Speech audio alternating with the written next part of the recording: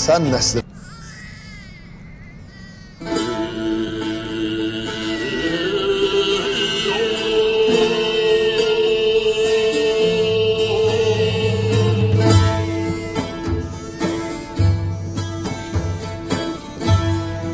Oğlun sağ salim doğdu Osman Bey. Anası da kendisi de iyidir.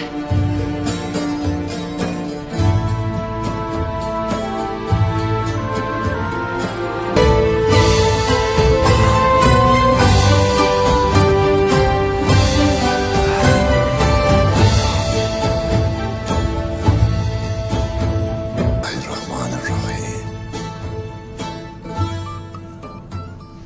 Oy oy oy oy oy. Allahu Ekber. Allahu Ekber. Allahu Ekber.